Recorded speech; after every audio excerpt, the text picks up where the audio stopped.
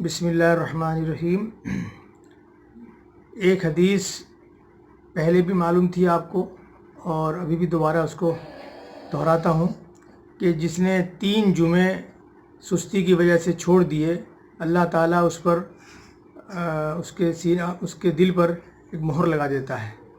تو یہ حدیث ترمذی میں، نسائی میں، ابن ماجہ میں مختلف روایتوں کے ساتھ الگ الگ آئی ہے۔ سوال یہاں پر یہ ہوتا ہے کہ جو 10 اپریل کا جمعہ ہے وہ لاک ڈاؤن میں تیسرا جمعہ ہے۔ لوگ فکر مند ہیں کہ تیسرا جمعہ ہمارا چھوٹ رہا ہے۔ بتانے کی بات یہ ہے کہ بھائی وہ جو حدیث ہے وہ حدیث ہم پر لاگو الحمدللہ نہیں ہوگی، اور اس کی وجہ یہ ہے کہ وہ 3 جمعے جان بوجھ کر چھوڑنے والے پر ہے، نہ کہ اس مجبوری کے تحت۔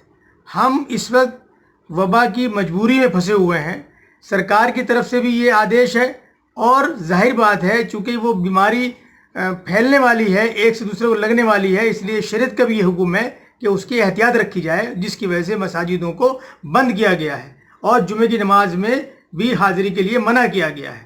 تو ہمیں جمعے کی نماز کے بجائے ظہر کی نماز اپنے اپنے گھروں پر پڑھنی ہے، اور جو لوگ جمعے کی نماز اپنے گھروں میں بند ہو کر تالا لگا کر پڑھ رہے ہیں اور اپنی تسلی کر رہے ہیں، تو ان کو جان لینا چاہیے کہ وہ 2 چیزوں کا پالن نہیں کر رہے ہیں، 2 چیزوں میں وہ معاملہ ان کا خراب ہو رہا ہے۔ نمبر 1، وہ اس پالن کا النگھن کر رہے ہیں، اس کو نہیں مان رہے ہیں جو سرکار کی طرف سے ہے، اور ظاہر بات ہے گھر میں جمعہ پڑھنے کی کوئی دلیل شریعت نے بھی ان کے پاس نہیں ہے۔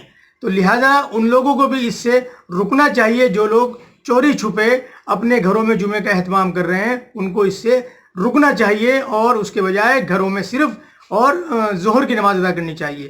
سوال یہ ہے کہ وہ گیدرنگ کو تو منع کیا گیا ہے، اکٹھے ہونے کو منع کیا گیا ہے۔ مسجدوں میں جو رکاوٹ ہے وہ اکٹھے ہونے کے لیے ہے، نہ کہ نماز کے لیے۔